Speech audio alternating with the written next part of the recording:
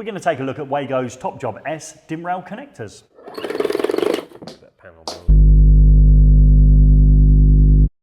Well, you love a bit of panel building, and when I think about panel building, I think about those DIN rail connectors and those endless screws I'm going to have to wind down onto my conductors. Yeah, you're right, yeah, it's because you're using the wrong kit. Now, you've lost a few races that we've featured on the channel before, haven't you, when you've stuck with your old screwdriver and your old screw terminals, where some of us more enlightened panel builders have moved on to screwless terminals in the form of the Wago TopJob S, and that's what we're going to have a look at today. And you've been using screwless connectors in this form for many, many years. You've got plenty of years to go back on as well, haven't you, Gordon? I have, and yeah, this is a fantastic system. We're only going to scratch the surface of it today, but if you're stuck in the world of screwless terminals, let's just have a little look at the difference between them. Okay, so take me back on the screwed ones first. So this is a very traditional DIN rail terminal. So yeah, it obviously fits on the DIN rail at the bottom, and there's our cage screw terminal. So yeah, put your wire in, tighten the screw up, and it tightens down. Very familiar to me, that one, yeah. Yeah, where the Wago uses the cage clamp technology, and obviously being open-sided, we can see how that operates. So let's take a closer look at how this works with different conductor types. So you're going to start off with a solid conductor then? Yeah, so class 1 conductor. So yeah, single piece of copper, just pushes straight in, very easy. Yeah, and it's clear to see how it works as well, isn't it? So let's repeat now with a class 2, so semi-stranded. So again, 7 individual conductors in there again, pushes straight in with a little effort.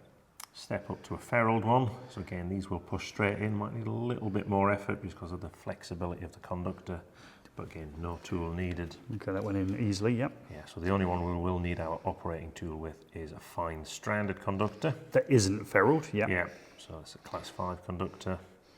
So again, push the operating tool in, you see the cage open. You do, don't you, yeah, and then just slides in.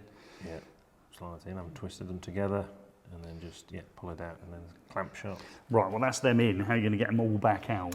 Yeah, so same process in reverse, but you will need to use the operating tool for each type of conductor. So again, just push in, remove the conductor, repeat the process, push in, open the cage clamp, and it's just easy, yeah, just remove it. That's very simple, isn't it? Yeah, very clean operation, simple. There's not, you don't have to lever it. It's not a lever, not like some connectors. You have to actually move it. You're just pushing it in to open up the cage.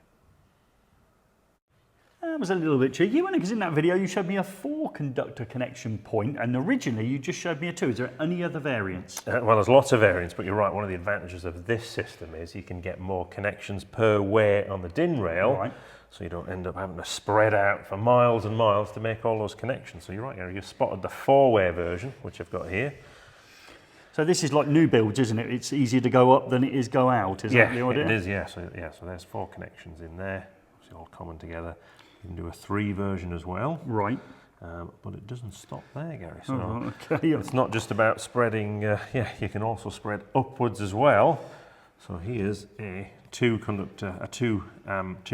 version. So you can have 2 circuits running through this DIN rail connector, so you can stack them top and bottom. So just show me that. So the top section here is not physically connected to the bottom section, is that right? No, that's right, yeah. So that's 2 individual circuits. Oh, right. You can also go 3 high.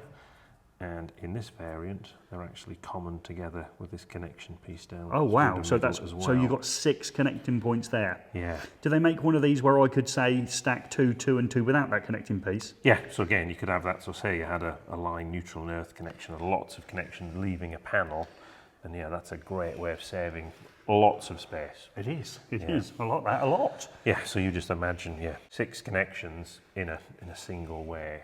Yeah, that is. That is really good. Yeah. Now, we've obviously had a look at them, but we haven't seen you build any of these up. Yeah, so let's have a look at how we actually assemble the various components onto the DIN rail. So let's start with an essential accessory that a lot of people forget, and that's the end stop. So this stops the DIN rail terminals moving along the DIN rail itself, and it also stops them splitting apart when you're using them. So pretty important, but again, a Wago one, Gary, what's missing from this part? There'll be no screws. It just clips into position, holds in firmly before you insert your next bit. Yeah, so let's look at the terminals themselves. Again, the thing a lot of people forget is to put an end cap on. So obviously if you don't have an end cap, what have you got? You could have potentially, if that was the line connection, obviously live parts that are accessible to touch. By putting the cap on, we remove that. But as you add more and more into the system, you wouldn't need to put them in, would you? No, it's just the first one. So again, just clip them into place, got some little spigots there. Yeah, they just nicely click into place, and then we can put that on the DIN rail. And again, no screws, so it'll just clip straight on, as we've just seen, yes? Yeah, so again, hook it under one end, yeah, and then just push onto the DIN rail. Nice little click. Okay, yeah. Yeah, into place. And then start building up our components. So yeah, the next one doesn't need the end cap. Ah, yeah. So it faces through. Yeah. Okay. Start building them up. So you may then choose to put on an intermediate cap. So you might want to visually indicate the end of one section of common connectors with another. So you can add an individual one, and you can put them in grey, or you can use orange, so it's very easily apparent where they are. You don't need to do that, but it is helpful sometimes when you've got a mass row of terminals. I like that, yeah. So you can clearly see a subdivision there. Yeah. And we continue the process on. Yeah, again, just build them up. And then let's have a look at one for the earth or CPC connection. So you'll notice here this metal clip that's going to connect it to the DIN rail itself. Okay, so it's earth in the DIN rail as we go. Yeah, and then obviously connect other terminals you want to put in if you have another set of earth connections or CPC connections. Yeah, they're now common together. Ah, right, yeah, so they're actually linked, those CPCs together. Be careful if you obviously had individual circuits you were testing, because they'd obviously be linked together at that point as well. So again, yeah, sometimes people make that mistake. Then another end cap on, and that's going to lock them together. So if you don't have that, you see, they will split apart, which can be a problem, especially when you're leaving them open. Okay, so that will end the section that you want to put in here. Yeah. And now can you link together some of these? Yeah, you can.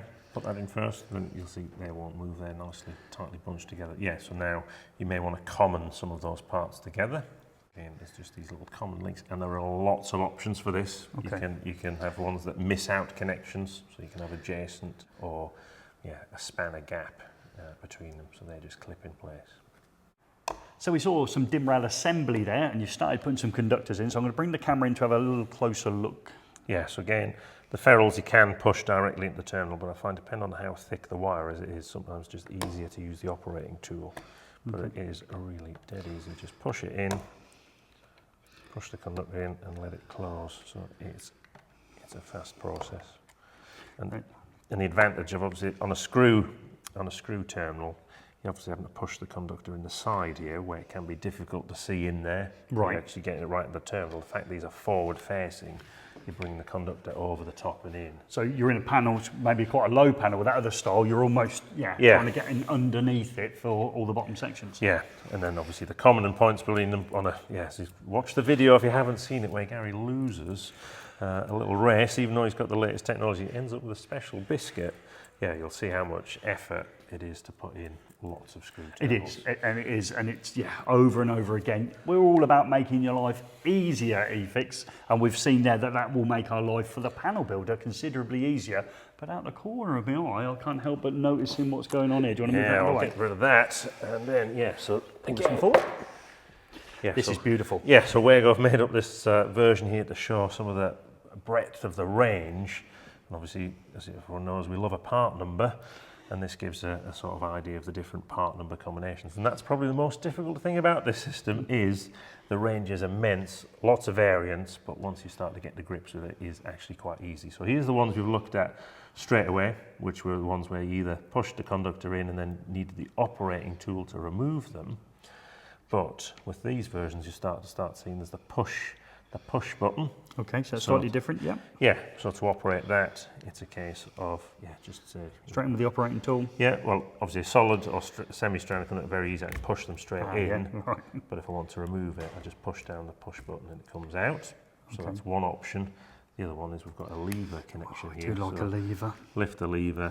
So again, very simple, push in and close. So these are great options. So imagine you've built a panel. A lot of the wiring for a panel takes place in the factory, in a workshop environment. You do all your interconnections there, it's sometimes good to be able to differentiate between the connections you've made in the factory and the ones where the customer gets their hands into, so they don't necessarily stray into areas you'd rather they didn't. Yeah, so perhaps those levers are for the incoming supply, maybe the pushed sections would be for perhaps the machinery they need to add into the panel, and maybe all your connections would use that tool that isn't a screwdriver. What is it called? This is an operating tool. Yeah, so don't get confused, it's not a screwdriver. Yeah, and that's what we've got here. So obviously you can have ones with, you know, a lever operation on either side, a push button operation on either side, but when you get further up the range, you can have variants where it's a lever on one side and either the push button or the use of the operating slot on the other. So which is got here, so we've got these cables here will take up to 16mm squared conductors. We don't want to get into the part numbers, but there is a thing about the 0 digit there being the second one from this right hand side. That is a 0, so is that up to 1mm cable size? Yeah, so this starts at up to 1mm cables. Yep. Then we step up to 1.5mm cables. Okay. 2 is 2.5mm cables. Underneath here there's a little test plug in there. It's 4mm, 6, 10, 16. Okay, just to correct myself then, so it's actually this end digit here, isn't it? It's the Yes. end digit that we're working with. So if it's a 0, it's up to 1mm. Where we've got 1, it's 1.5. Yeah, 2.5. Okay, and we go on. I apologise for that. Yeah, and that sort of gives you a clue as to the variance in the part numbers. But yeah, that is just literally the start of the options. This can make life very easy if you're building panels. And you talked about, the ability to put adapters in there for test points, etc. as well, didn't you? Yeah, so we've got these common links that we showed earlier to common adjacent connectors, but you can have ones that obviously stretch between different poles. Okay, so I'm just going to pull that out,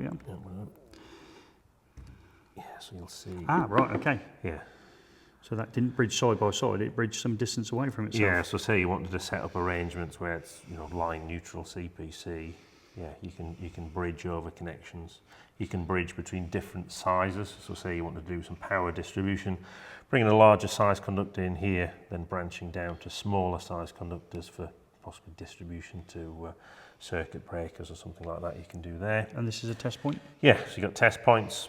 And you've also got cable points. So say if you wanted to common between, say, a connector even on a different row, you can connect that from the top and perform a common function up to there.